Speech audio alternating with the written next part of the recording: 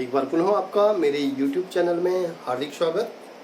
बच्चों, आज कक्षा 12 के छात्रों के लिए मैं कुछ वेव ऑप्टिक्स से संबंधित न्यूमेरिकल कराने जा रहा हूं, जो परीक्षा की दृष्टि से बहुत ही महत्वपूर्ण है। तो आइए शुरू करते हैं। पहला क्वेश्चन है, 4500 एंगस्ट्रॉम का प्रकाश का एक वर्णीय सामंतपुंज एक 0.2 मिलीमीटर स्लिट पर आपतित होता है, तो केंद्रीय उच्चिष्ट की चौड़ाई ज्ञात कीजिए।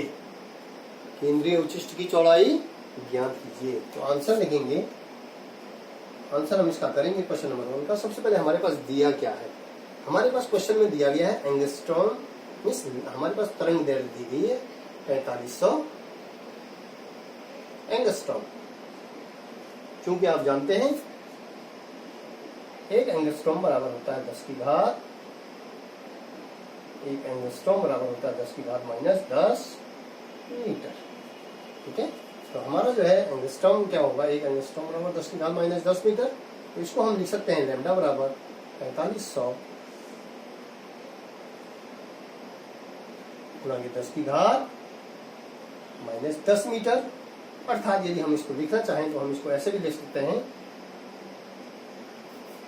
10 की कोटि, 10 के जो कोटि में लिखेंगे, 10 की घात की जो कोटि होगी, ठीक है, कोटिमान जो होगा इसका 4.5 इंटू 10 की घात, 2 शून्य तो है ही है, दशमलव हमने लगा दिया, तो 10 की घात माइनस 10 की घात जो है हम इसको लिख दे रहे हैं 10 की घात 3। ठीक है बच्चों, इंटू 10 की घात -10, तो इसको हम लिख सकते हैं 4.5 इंटू 10 की घात -7 मीटर।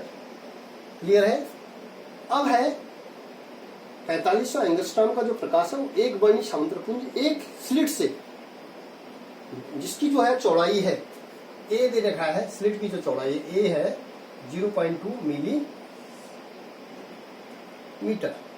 अर्थात मिलीमीटर को हम मीटर में परिवर्तित कर देते हैं, तो 1000 से भाग देंगे तो 0.2 इंटू 1000 से भाग दिया तो 10 की घात -3 ऊपर आ गया। ठीक है ना, ये हो जाएगा मीटर, ये मीटर में परिवर्तित हो गया। ठीक है, यूनिट हमने बराबर कर दी, यहाँ भी मीटर में है और ये भी मीटर में हो गया। अब हमने देखना है, हमने एक विवर्तन की घटना पढ़ी बच्चों, डिफ्रैक्शन की घटना पढ़ी थी। प्रकाश का डिफ्रैक्शन किससे कहते हैं कि जब प्रकाश तरंग के मार्ग पर कोई अवरोध, ऑब्स्टेकल या एक नैरो ओपनिंग आती है, सूक्ष्म छिद्र आता है, तो प्रकाश का गुण क्या होता है कि उस नैरो छिद्र के किनारों से मुड़ जाना, प्रकाश का मुड़ जाना। अब मुड़ करके जो है, आप इस चित्र के माध्यम से मैं आपको समझाऊंगा, तो ये मैंने आपको पहले बता रखा है, इसका जो चौड़ाई है वो ये है। यहाँ से कोई सोर्स ऑफ लाइट, यहाँ से प्रकाश गया, तो इस तरीके से जो है प्रकाश जो है आगे जा करके मुड़ गया। इन किनारों से ए और बी कोई स्लिट है और जिसकी चौड़ाई क्या है, ए है, स्मॉल ए। तो प्रकाश का इस छिद्र से मुड़ जाना और मुड़ करके सी और डी पर पूर्ण प्रकाश दिखना और सी और डी के दोनों ओर अंधकार में कुछ प्रकाश दिखना। अर्थात यहाँ पर दीप्त और दोनों ओर दीप्त और अदीप्त खिंच क्या होना, प्राप्त होना। ये कहलाता है आपका, ये आपका कहलाता है, वो कहलाता है प्रकाश का विवर्तन। तो प्रकाश के विवर्तन में बच्चों, ये जो यहाँ पर जो सीधे डायरेक्ट ये पड़ रहा था, सीधे जो प्रकाश सरल रेखा में गया, वो यहाँ इसको कहेंगे केंद्रीय उच्चिष्ट। इससे क्या प्राप्त हो रहा था, ये केंद्रीय उच्चिष्ट था। ठीक है, यहाँ पर केंद्रीय उच्चिष्ट प्राप्त हो रही थी और इसकी चौड़ाई बच्चों, केंद्रीय उच्चिष्ट की जो कोणीय चौड़ाई थी वो मैंने आपको बताई थी। केंद्रीय उच्चिष्ट की जो कोणीय चौड़ाई होती है, केंद्रीय उच्चिष्ट की कोणीय चौड़ाई, जो कोणीय चौड़ाई होती है बच्चों, वो होती है बराबर 2θ1। अब हम जानते हैं कि ए साइन जो θ1 है वो किसके बराबर है, लैम्डा के बराबर होता है। ठीक है, जो मैंने आपको निकाल के दिखाया था उस स्लिट में बताया था, इसलिए साइन θ1 बराबर λ/a, इसलिए θ1 बराबर साइन इनवर्स λ/a। अर्थात हमें λ/a की वैल्यू चाहिए। ठीक है, तो λ/a की वैल्यू ज्ञात करने के लिए बच्चों हम देखते हैं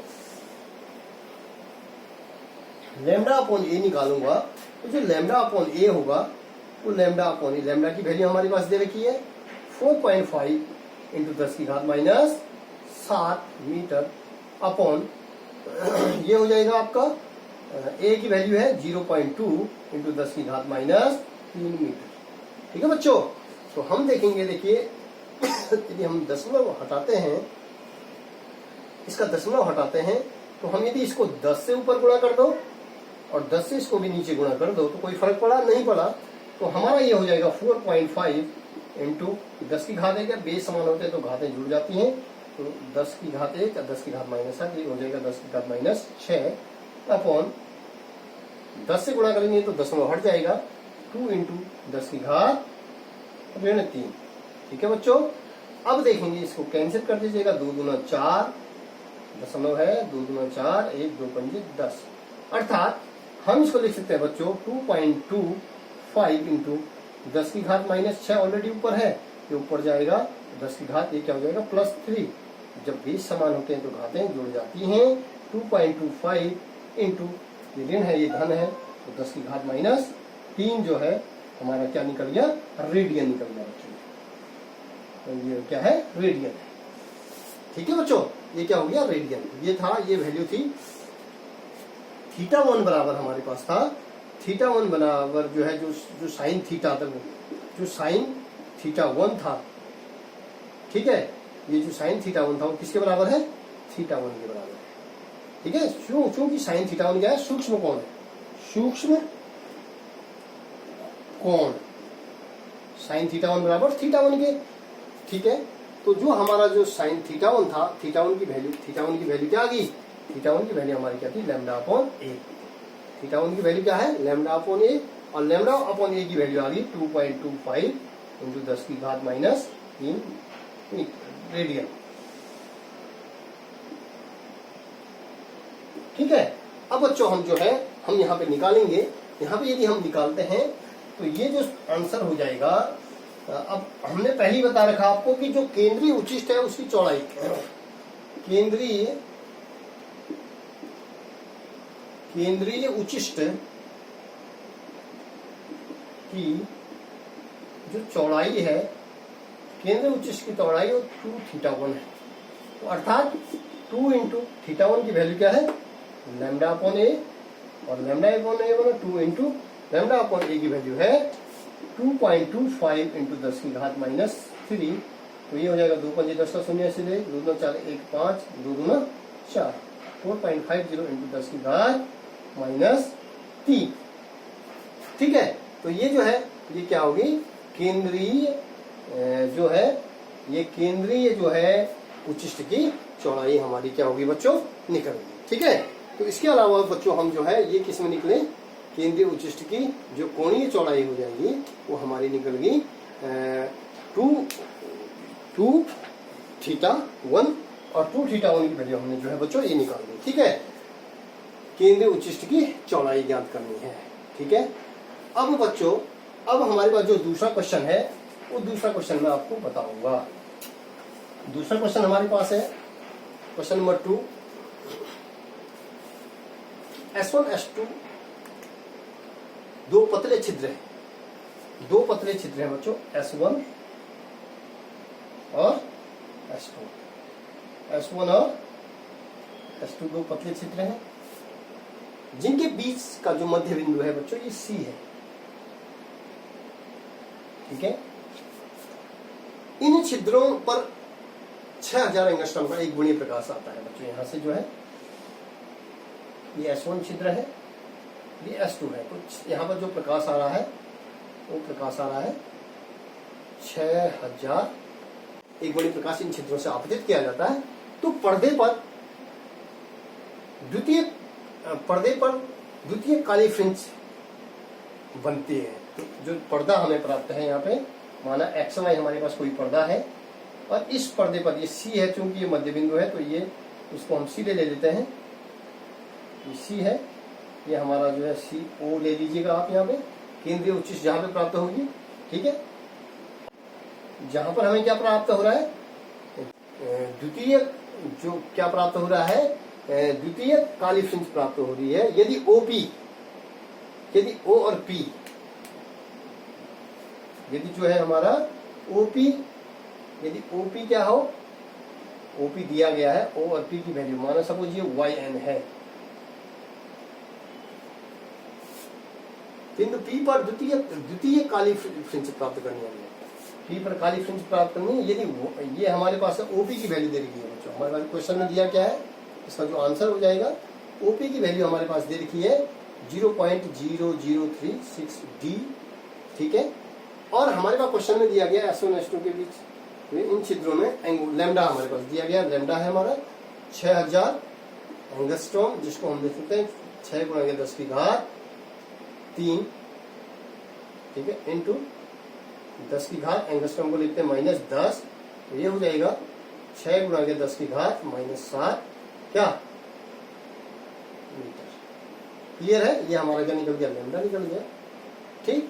तो बच्चों हमने क्या ज्ञान करना है, हमने जो है से S1 और S2 के बीच की दूरी ज्ञान करनी है। और S1 और S2 के बीच की जो दूरी माना सपोज D है, S1 और S2 के बीच की दूरी क्या है, D है, तो हमने D निकालना है। S1 और S2 के बीच की माना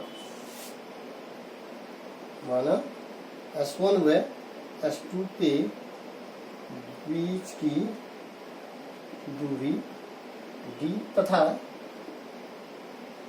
स्लिटों से पर्दे की दूरी कैपिटल D है। अब देखिए ये स्लिट्स, यहां से यहां की दूरी क्या है, D है, ठीक है बच्चों। यहां से यहां की दूरी क्या होगी हमारे पास, वो होगी D है, ठीक है। यहां से यहां की जो दूरी D है, तो अब हमारा जो है, हमने यहाँ से जो प्रकाश यहाँ पे जा रहा है बच्चों, ये निकालना है। यहाँ से बिंदु P पर जो प्रकाश जा रहा है, इससे और इससे जो प्रकाश जा रहा है बिंदु P पर, हमने जो वैल्यू निकालनी है वो हम निकालेंगे पर्दे P पर।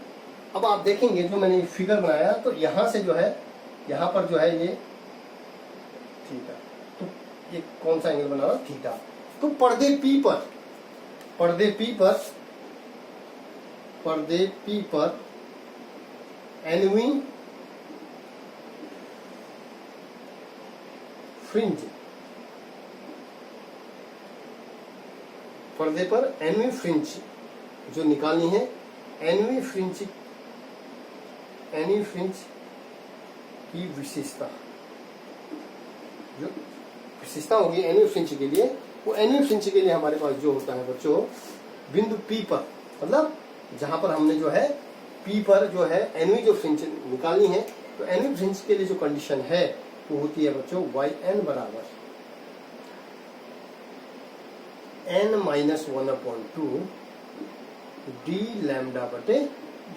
ये एनवी फ्रिंज के लिए बिंदु P पर, पर्दे P पर एनवी फ्रिंज के लिए जो कंडीशन है, ठीक है, वो एनवी फ्रिंज प्राप्त होगी। अब यहाँ पे देखिए हमने क्या निकालना है, D निकालना है। हमने निकालना क्या है इस क्वेश्चन में, D निकालना है। हमने निकालना है S1 और S2 के बीच की दूरी निकालनी है, तो हमारा हो जाएगा yn, तो इसलिए D बराबर, D इधर हो जाएगा, ये हो जाएगा n-1/2, ठीक है, d लैम्डा बटे yn, ठीक है। अब एनवी फ्रिंज हमारे पास दे रखी है, इसमें बच्चों हमारे पास दे रखी है वो एनवी फ्रिंज दी है, हमारे पास फ्रिंज दे रखी है एनवी, वो है बिंदु P पर द्वितीय काली फ्रिंज, बिंदु P पर, पर्दे P पर जो एनवी फ्रिंज है वो n बराबर क्या है 2, द्वितीय फ्रिंज दे रखी है काली फ्रिंज। और अधिकतर फ्रिंज के लिए जो कंडीशन है वो हमारी ये होती है, अधिकतर पर्दे पर जो अधिकतर फ्रिंज बनती है, उस अधिकतर फ्रिंज के लिए, पर्दे पर अधिकतर फ्रिंज के लिए कंडीशन होती है, पर्दे पर अधिकतर फ्रिंज की विशेषता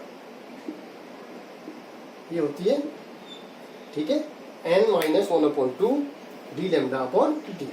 तो बच्चों यदि हमारे पास जो है n हमें दिया गया है, हमें क्या दे रखा है, n दे रखा है, तो हम d निकाल सकते हैं। तो d बराबर होता है 2 - 1/2 ठीक है, डी की वैल्यू हमारे पास नहीं है, ठीक है, लैम्डा की वैल्यू हमारे पास दे रखी है इंटू 6 गुणा के 10 की घात माइनस 7,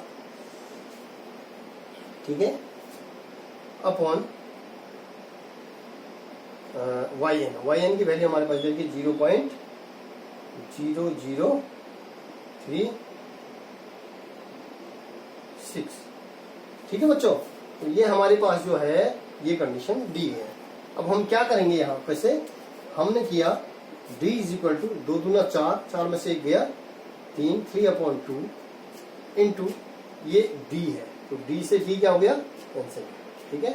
तो ये हो जाएगा 6.6 गुणा के 10 की घात माइनस 7 अपॉन, इसको हम लिख सकते हैं 10 की घात 1 2 3 4, ठीक है, या हम इसको लिख सकते हैं 10 की घात 3, इसको लिख सकते हैं 3.6 इंटू 10 की घात ऋण 3, ठीक है। तो बच्चों हमारा ये हो गया d is equal to 3/2 into ये हो जाएगा, ये हो जाएगा आपका ये हो जाएगा, यदि आप काटेंगे इसको तो ये हो जाएगा 2 दूना 4, 4 में से 1 गया 3, 3/2, तो बच्चों ये हो जाएगा 6 छके 36, ठीक है, 0.6 हो गया, ठीक है। तो ये हमारा बच्चों, इसको हम करेंगे, या हमारा ऐसा हो सकता है बच्चों, इसको 6 तिया 18, इसको कैलकुलेट करो, ये हो गया 6 तिया 18 गुणा गया 10 की घात माइनस 7, 6 तिया 18, और ये हो जाएगा 2 इंटू 3.6, और ये हो जाएगा 10 की घात प्लस 3, ठीक है। तो ये हो जाएगा 18 दूना 36, 18 दूना 36 और 2 दूना 4, ठीक है। तो ये हो जाएगा 10 की घात माइनस 4, ठीक है, 1/18 दूना 36, ठीक है, 2 दूना 4 हो गया, तो पॉइंट क्या हो गया 4 हो गया, 0.4, ठीक है। तो ये हो जाएगा आपका, यदि हम इसको कैलकुलेट करते हैं तो कैलकुलेट करने पर हमारा ये जो है ये हो जाएगा, ये यदि हम इसको कैलकुलेट करते हैं तो कैलकुलेट करने पर हमारी जो, ठीक है बच्चों। अब ये जो है यहाँ पे हम इसको लिख सकते हैं, ये लिख सकते हैं, इसको 10 से गुणा कर दो तो 10/4 इंटू 10 की घात माइनस 4, तो ये हो जाएगा 2.4 दूना 8, 4 पंजे 20, ठीक है, 2.10 की घात माइनस 4, या हम इसको लिख सकते हैं 0.25 मिलीमीटर, ठीक है। तो बच्चों ये जो है हमारे स्लिट की चौड़ाई निकल गई, स्लिट की चौड़ाई जो है, स्लिट के बीच की जो दूरी निकल गई वो होगी 0.25। इसके अलावा भी मैं आपको 1-2 न्यूमेरिकल और कराने जा रहा हूं जो इस प्रकार से हैं। अगला क्वेश्चन है बच्चों, क्वेश्चन नंबर 3, यंग के प्रयोगों में 2 स्लिटों से पर्दे की दूरी 1 मिलीमीटर है, 1 मीटर है। स्लिटों पर 6000 एंगस्ट्रॉम तरंगदैर्ध्य का प्रकाश डालने पर पर्दे पर प्राप्त फ्रिंचों की चौड़ाई 0.2 मिलीमीटर प्राप्त होती है। तो ज्ञात कीजिए स्लिटों के बीच की दूरी यदि तरंगों के तरंगदैर्ध्य बदलकर 4800 एंगस्ट्रॉम कर दी जाए तो फ्रिंच की चौड़ाई। देखिए 2 पार्ट इसमें पूछ रहा है, इसका आंसर किस तरीके से हम करेंगे, देखिए किस प्रकार से हम इसका आंसर निकालेंगे। यंग के प्रयोगों में 2 स्लिटों से पर्दे की जो दूरी, 2 जो स्लिटें होती हैं वहां से जो पर्दे की दूरी है, अर्थात d हमारे पास देता है, d बराबर जो है 1.0 मीटर, ठीक है। स्लिटों पर 6000 एंगस्ट्रॉम तरंगदैर्ध्य, मतलब लैम्डा हमारे पास देता है 6000 एंगस्ट्रॉम, जिसको हम लिख सकते हैं 6 गुणा गया 10 की घात 3 इंटू 10 की घात माइनस 10, एंगस्ट्रॉम बराबर 10 की घात माइनस 10, ये हो जाएगा 6 गुणा गया 10 की घात माइनस क्या 7 मीटर, ओके। तो पर्दे पर प्राप्त फ्रिंचों की चौड़ाई भी देखिए बेटा, बीटा बराबर दे रही है 2.0 मिलीमीटर, या हम इसको दे सकते हैं 2.0 मिलीमीटर, या 2 गुणा गया 10 की घात माइनस 3 मीटर, ओके। अब ज्ञात कीजिए स्लिटों के बीच की दूरी।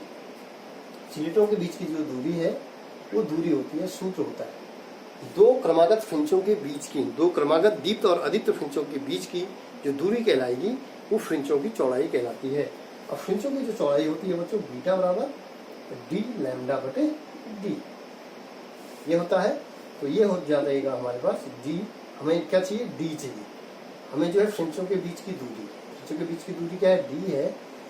डी बराबर हो जाएगा डी लैम्डा बटे क्या, डी लैम्डा बटे बीटा। चूंकि डी स्लिटों के बीच की दूरी, ठीक है, डी स्लिटों के बीच की दूरी, ठीक। तो जो है ये हो जाएगा, डी की वैल्यू हमारे पास देखिए 1 मीटर इंटू लैम्डा हमारे पास देखा 6 गुणा 10 की घात -7 मीटर बटे बीटा हमारे पास देखा कितना, 2 गुणा 10 की घात -3 मीटर। तो इसको हम सॉल्व करेंगे तो ये हो जाएगा 2 3 6, 3 कम 3 इंटू 10 की घात -7 प्लस 10 की घात क्या हो जाएगा, 10 की घात -7 प्लस 10 की घात ये हो जाएगा 3, ये हो जाएगा 3 गुणा 10 की घात 3 गुणा 10 की घात -4 क्या हो जाएगा मीटर। जो डी की वैल्यू बच्चों हमारे पास आ गई, ठीक है। अब हमने जो है दूसरी कंडीशन, डी की वैल्यू हमारे पास जो है आ गई, डी बराबर क्या है, 3 गुणा 10 की घात -4 मीटर। ओके, अब हमने जो है यदि हमारा इसकी जगह पे क्या कर, यदि तरंग दैर्ध्य बदलकर 6000 की जगह पे क्या कर देते हैं 4800 एंगस्ट्रॉम कर दी जाए तो फ्रिंज की चौड़ाई ज्ञात करनी है। तो उस कंडीशन में जो फ्रिंज की चौड़ाई है यहाँ पर हम क्या कर दे रहे हैं, हमारा जो क्वेश्चन चेंज परिवर्तित होगा वो परिवर्तित हो जाएगा बच्चों, फ्रिंज की चौड़ाई बीटा बराबर होता है डी लैम्डा बटे डी, आप जानते हैं। अब चूंकि हमारे पास जो एंगस्ट्रॉम अब बदल करके 4800 एंगस्ट्रॉम कर दिया गया है तो हम इसको लिखेंगे 4.8 इंटू 10 की घात -3 10 की घात 3, ठीक है। इसको हमने 4800 को हमने इस तरीके से 10 की घात की कोटिमान में बदल दिया तो ये हो जाएगा इंटू एक एंगस्ट्रॉम होता है 10 की घात -7 10 की घात -10, ये हो जाएगा 4.8 इंटू 20 समान होते हैं, घातें जुड़ जाती हैं, 10 की घात -7 मीटर। ओके, अब हमने जो है हमारे पास डी दे रखा है बच्चों, डी हमारे पास वैल्यू है, लैम्डा हमारे पास दे रखा है, डी हमारे पास प्राप्त है। तो हम फ्रिंचों के बीच की जो चौड़ाई हो जाएगी वो हो जाएगी, डी की वैल्यू हमारे पास 1, लैम्डा की वैल्यू 4.8 इंटू 10 की घात -7 मीटर अपॉन जो है डी की वैल्यू हमारे पास आ गई 3.0 इंटू 10 की घात -4, ठीक है। तो बच्चों हम यदि इसको सॉल्व करें तो इस सॉल्व करने पर हम प्राप्त करेंगे, देखिए 16 48, ठीक है, ये हो जाएगा 1.6 इंटू 3 कम 3 और 3 से 18 इंटू 10 की घात -7 प्लस 4, 10 की घात क्या होगी 4 ऊपर चलेगी तो प्लस होगी, तो ये हो जाएगा 1.6 इंटू 10 की घात -3 क्या हो जाएगा मीटर। तो जो फ्रिंचों के बीच की जो चौड़ाई आ गई वो आ गई 1.6 मीटर, ठीक है बच्चों। तो जो है इसके अलावा भी हमारे पास जो है और क्वेश्चन है, उस क्वेश्चन को हम करते हैं। देखिए बच्चों, अगला क्वेश्चन है हमारे पास, प्रकाश के व्यतिकरण संबंधी यंग के प्रयोगों में दो स्लिटों के बीच की दूरी 0.03 सेंटीमीटर है, ठीक है। 1.5 मीटर दूर रखे पर्दे पर चौथी दीप्त फ्रिंज केंद्रीय फ्रिंज से 1 सेंटीमीटर दूरी पर बनती है। तो प्रकाश की तरंग दैर्ध्य की गणना कीजिए। बच्चों, हमारा जो केंद्रीय फ्रिंज है, केंद्रीय आंसर जो होगा इसका, जो केंद्रीय फ्रिंज बन रही है, केंद्रीय फ्रिंज से एनवी दीप्त फ्रिंज की जो दूरी होती है, ठीक है, केंद्रीय फ्रिंज से एनवी दीप्त फ्रिंज की जो दूरी होगी उसके लिए जो सूत्र होता है वो चौड़ाई होती है N Y N is equal to N D lambda upon D, ये होता है N D lambda upon D. ठीक, अब इस क्वेश्चन में हमें दिया क्या गया है, देखिए सबसे पहले तो हमें प्रकाश के व्यतिकरण संबंधी यंग के प्रयोगों से दो स्लिटों के बीच की दूरी, दो स्लिटों के बीच की दूरी, मतलब हमारे पास जो डी दे रखा है, डी हमारे पास दे रखा है 0.03 सेंटीमीटर, इसको हम मीटर में बदल देते हैं, तो ये बच्चों हमारे पास हो गया 0.03 इंटू 10 की घात -2 मीटर। ठीक है, ये हमारा क्लियर हो गया। अगला जो है एक 1.5 मीटर दूर रखे पर्दे पर, मतलब स्लिट से पर्दे के बीच की दूरी डी, स्लिट से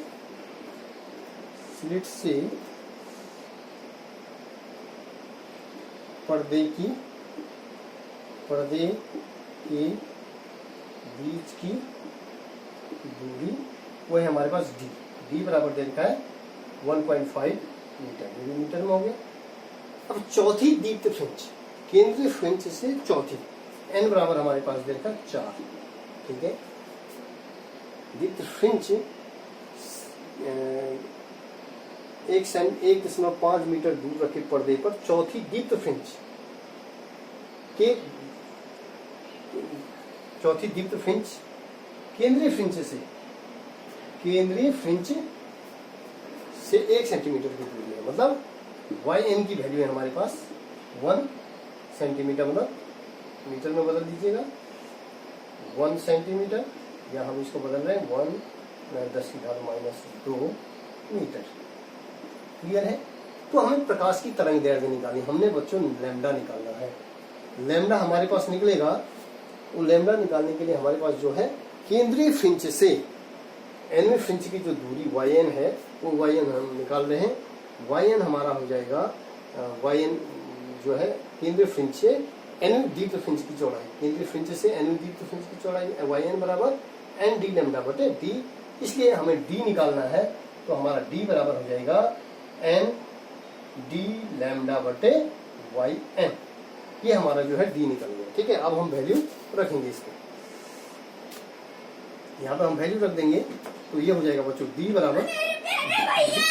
बराबर हो जाएगा एन की वैल्यू हमारे पास 4 इंटू डी की वैल्यू है 1.5 इंटू, ठीक है, लैम्डा की वैल्यू है हमारे पास, लैम्डा की वैल्यू हमारे पास थी निकालनी है। ठीक है, हमने निकालना क्या है, लैम्डा निकालना है बच्चों, ये डी हो गया, हमने लैम्डा निकालना था, हमने क्या निकालना है, लैम्डा निकालना है। तो लैम्डा निकालने के लिए हमारे पास हो जाएगा वाई एन इंटू डी बटे N D is equal to lambda. तो बच्चों वाई एन की वैल्यू हमारे पास होगी, वाई एन की वैल्यू हमारे पास होगी 1 इंटू 10 की घात -2 इंटू डी की वैल्यू है 0.03 इंटू 10 की घात -2 अपॉन जो है एन की वैल्यू हमारे पास 4 और डी की वैल्यू हमारे पास है 1.5। तो बच्चों ये हमारा क्या निकल गया, ये लैम्डा निकलेगा। लैम्डा बराबर ये हो जाएगा 10 की घात -2 इंटू ये हो जाएगा 30 गुणा 10 की घात -3, इसको 30 लिख दो, बटे ये हो जाएगा 60। ठीक है बच्चों, ये क्या हो जाएगा, ये हमारे पास जो है ये हो जाएगा हमारा, ये हो जाएगा 5, इसको हम लिख दें 5। तो बच्चों ये हमारे पास शून्य से, ठीक है, 15 को 60 दशमलव हो गया। तो बच्चों हमारे पास हो जाएगा 30 गुणा 10 की घात -7, ठीक है, बटे 6, 6 पंजे 30। तो ये हो गया हमारा 5 इंटू 10 की घात -7। हमारे पास जो वैल्यू निकली, वो जो केंद्रीय फ्रिंज की जो दूरी हो जाएगी बच्चों, हो जाएगी 5 गुणा 10 की घात -7, इसको हम लिख सकते हैं 5000 एंगस्ट्रॉम, इसको हम क्या लिख सकते हैं 5000 एंगस्ट्रॉम। प्रकाश की तरंग दैर्ध्य की जो गणना होगी 5000 एंगस्ट्रॉम। ठीक है, तो बच्चों आज के लिए इतना ही, धन्यवाद।